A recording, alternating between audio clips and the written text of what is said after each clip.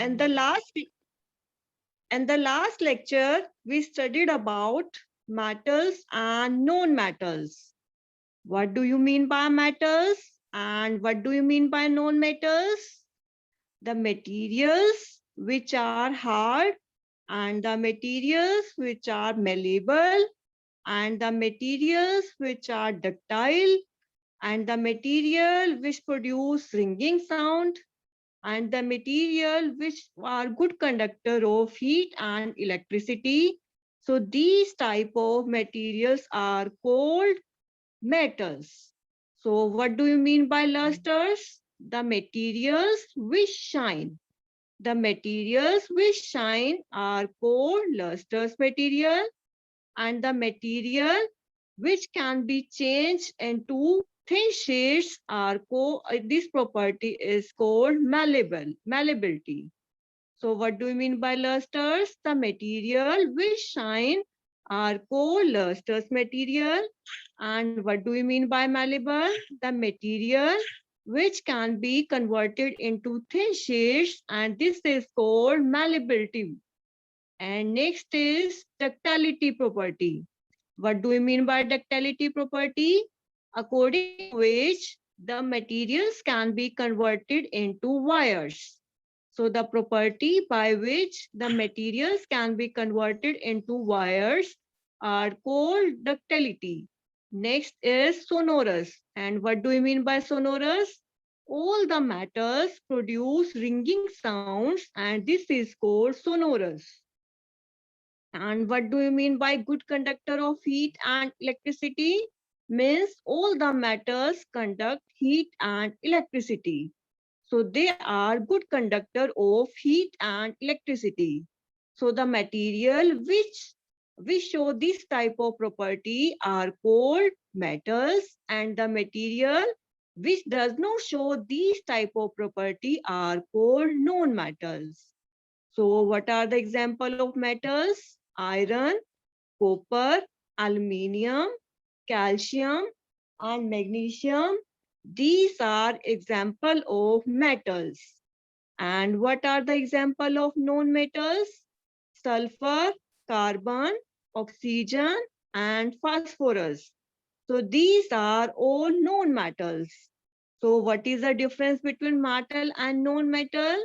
The material which show these type of properties, example hardness, lusters, malleable, ductile, and sonorous, and good conductor of heat and electricity. So these are called metals, and the material which do not follow these type of property are called non-metals. And example of metals are iron, copper, aluminium, and calcium. And what are the example of non-metals? Carbon, oxygen, phosphorus. And in the yellow box, this is an exceptional case. Metals like sodium and potassium are soft and can be cut with the knife. As we know, all materials are hard, all metals are hard, but two are exceptions. What are the exceptions? Sodium and potassium. Sodium and potassium are soft metal. Sodium and potassium are soft metal as compared to these metals. So sodium and potassium are exceptions. So all metals are hard except sodium and potassium. And these can be cut with a knife because this is a soft metal, and so these can be cut with a knife. So these are called soft metals. So all metals are hard except sodium and potassium. And next is mercury. All metals are hard. All metals are hard at room temperature, but mercury is only metal which is found in liquid state at room temperature. So these are two exceptions in metals. What are the exceptions? You have to remember these exceptions. All metals are hard except sodium and potassium. All metals are solid except mercury. And where we use mercury? Mercury we use in the thermometer. And so this is always in liquid state as at room temperature. So these are two exceptions of metals and non-metals. In the last lecture, we studied about the physical properties of metals and non-metals. But in today's lecture, we will study about the chemical properties of metals and non-metals. What was physical properties of metals and non-metals? Sonorous, malleability, lusters, ductile, and hardness, and good conductor of heat and electricity. So these were all physical properties of metals, but what are the chemical properties of metals? Reaction with water, reaction with oxygen, reaction with acids. So these are chemical properties of metals and non-metals. And what are physical properties of metals and non-metals? Hardness, lusters, malleability, ductility, and sonorous, and good conductor of heat and electricity. So there are three questions arises. What is the difference between metals and non-metals? And next is, what are the example of metals and non-metals? And next, what are the exceptions and metals? So next is chemical properties of metals and non-metals. First point is reaction with oxygen. First is reaction with oxygen. So recall the reaction by which rust is formed. So how rust is formed? As we know, how rust is formed when iron reacts with water and oxygen, then rust is formed. So how rust is formed? When iron we see in the daily life, in the doors we use iron material. When this iron comes in contact with oxygen and water, then rust is formed. So what is the formula of iron? Fe. And what is the formula of oxygen? O2. And what is the formula of water? H2O. When all these combines, then iron oxide is formed. So in the question mark, what is the product? Fe2O3. Fe2O3 is the product in the first equation.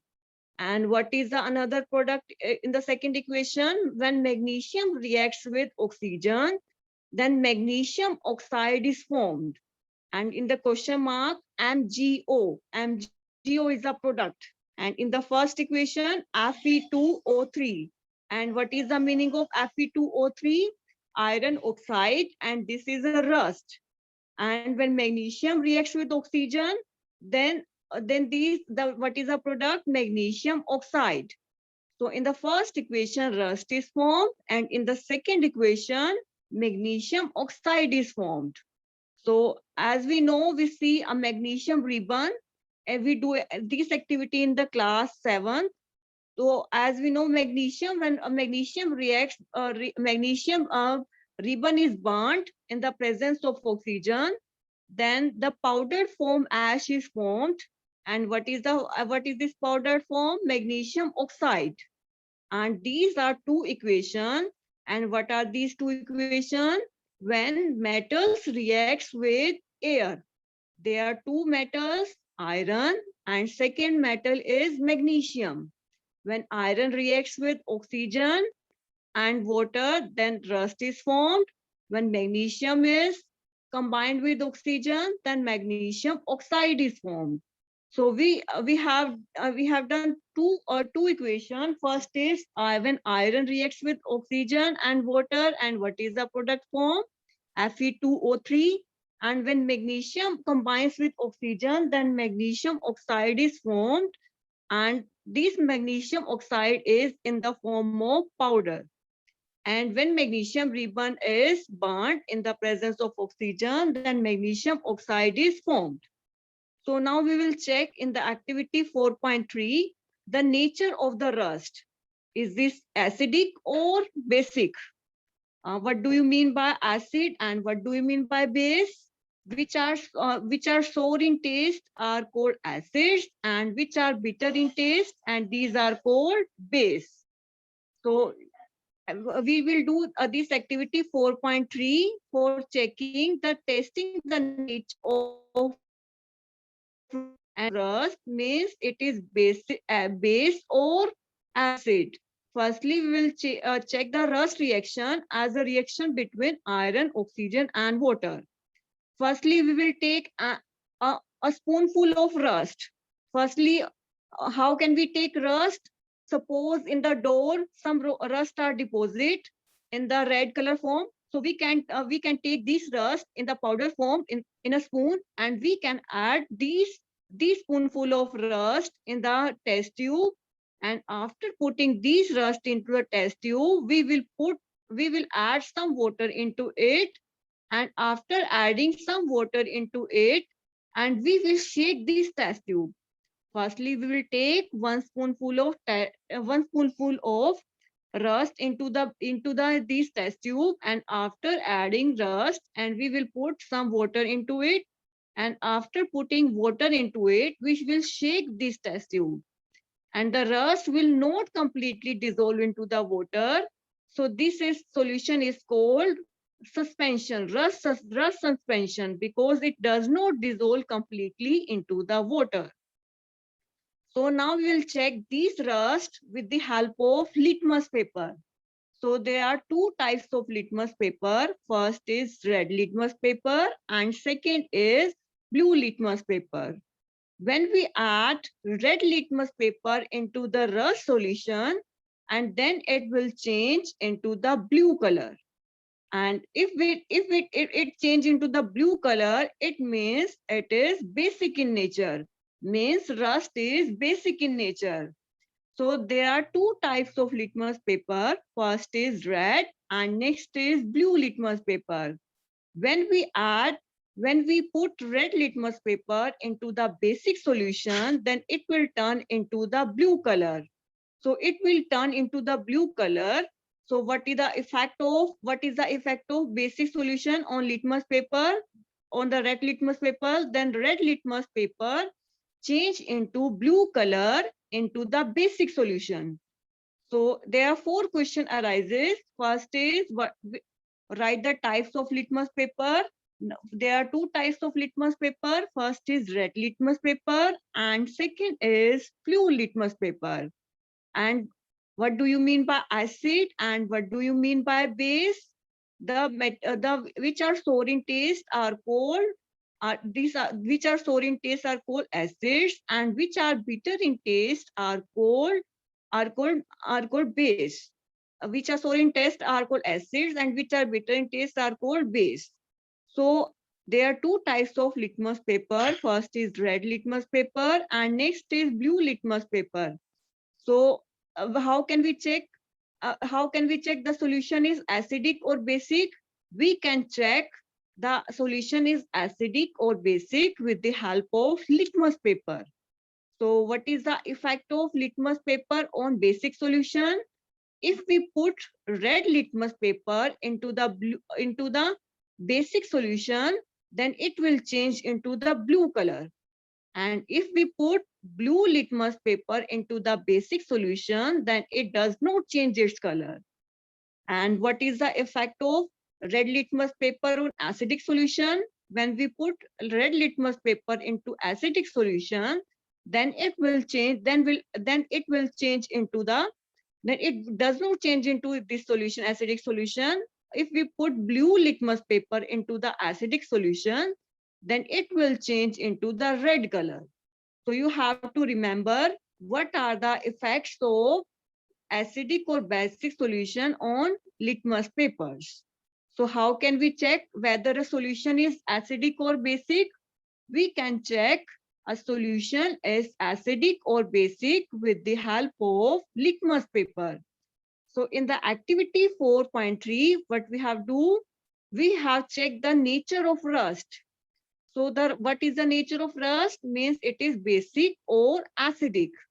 So we are taking some rust into the test tube, and after adding some water into the test tube, we are shaking these test tube, and after shaking these test tube, we are putting some red litmus paper into it, and after adding red litmus paper into it, then this will change into the blue color. It means Rust is basic in nature.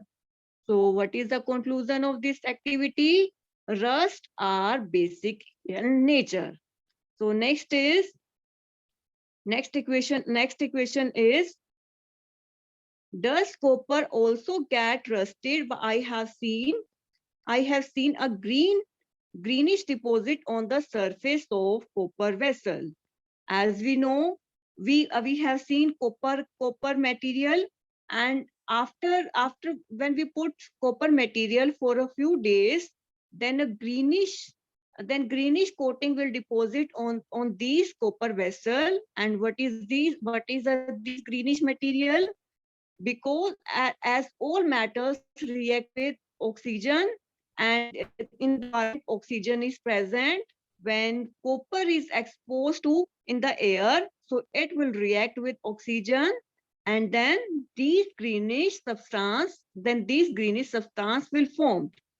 So in this activity, what we have studied, reaction of metals with oxygen. In the first reaction, what we have studied, when iron reacts with oxygen and water, then rust is formed. And when magnesium ribbon burnt in the presence of air, then magnesium oxide is formed. And what is the effect of copper on air? When copper is exposed to air, then the green color coating is deposited, and this green color coating is of, what is this green color coating? Now we will study in this yellow box. And when the green material is a mixture of copper hydroxide and copper carbonate. So 2Cu, when copper is exposed to air, and what is the moist air? When carbon dioxide is added into the water, then it plus oxygen, then this is moist air. So when copper is exposed in moist air, means when water is added into the air, so this is the formula of moist air, H2O plus CO2 plus O2. So when these combines with copper, then copper CuOH2 plus CuCO3, copper carbonate, is formed, and copper hydroxide is formed. And what is the formula of copper hydroxide? CuOH2. And what is the formula of copper carbonate? CuCO3. So this is the formula of copper carbonate. And what is the formula of copper hydroxide? CuOH2.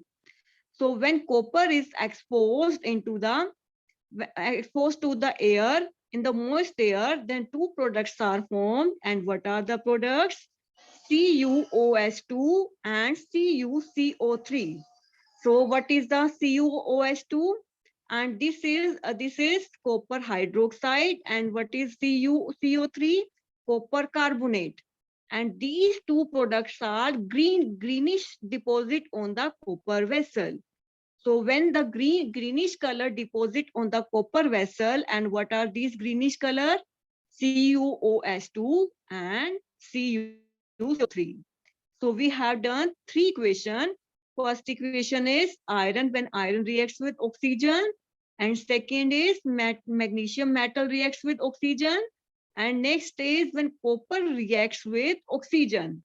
So you have to remember three equations. When iron react with oxygen, what is the product formed? Fe2O3. And when magnesium is react with oxygen, then magnesium oxide is formed, MgO. And when copper reacts with moist air, then CuOH2 and CuCO3 is formed. So now recall the activity of magnesium ribbon. The ash burnt on burning magnesium is dissolved in the water. So in the last activity, what we have done, we have checked whether the rust is acidic or basic in nature. So we have concluded that this is basic in nature. Now we will check after when we burn magnesium ribbon, then magnesium oxide is acidic or basic in nature. So it can be tested with the help of litmus paper. If the red litmus paper turns blue, then it is basic in nature. So all metals oxides are basic in nature. So what is the conclusion? All metal oxides are basic in nature. So what we have concluded, when metal reacts with oxygen, then metal oxide is formed. And what is the nature of this oxide? This is always basic in nature. So next activity is, and this activity can be done with the help of our teacher, and this can be done in our lab. So firstly, we will take a deflagrating spoon. What do you mean by deflagrating spoon? It is available in our laboratory, and this is deflagrating spoon. And how can we make at our home? We can take a metallic cap of any bottle and wrap a metallic wire into it, and this is the shape of deflagrating spoon. So how can we make deflagrating spoon? It is available in our laboratory. If it is not available in our laboratory, then we can make it at our home. How can we make at our home? Firstly, we will take a bottle cap, and we will take a wire, and we will attach this wire with a metal cap. Then this will form deflagrating spoon. So firstly, we will take some sulfur into the deflagrating spoon. And what is the color of sulfur? Yellow.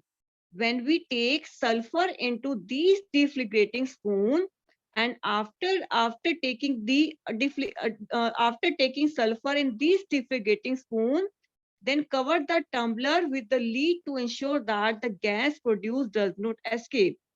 So when we take these deflagrating spoon, and we will add some sulfur into this spoon, and we will put this arrangement into these tumbler. As shown in the figure 4.4, we are putting sulfur powder into this beaker or this tumbler, and the gas will formed. And which type of gas is formed, and we will put some lid into the it, such that the gas does not escape from this lid. Now we will remove these deflagrating spoon out of these, and we will add some water into it. And then if we add some water into the tumbler and shake the tumbler well, and then what is the solution form, and we will check with the help of red and blue litmus paper. So what is this activity? We are burning sulfur powder. We are burning sulfur powder.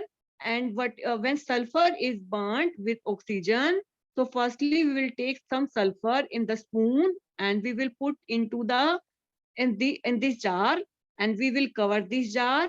When this sulfur is put into the jar, and then the gas is formed, and we will remove this spoon, and the gas remains in the beaker, in this tumbler. Then we will add some water into it.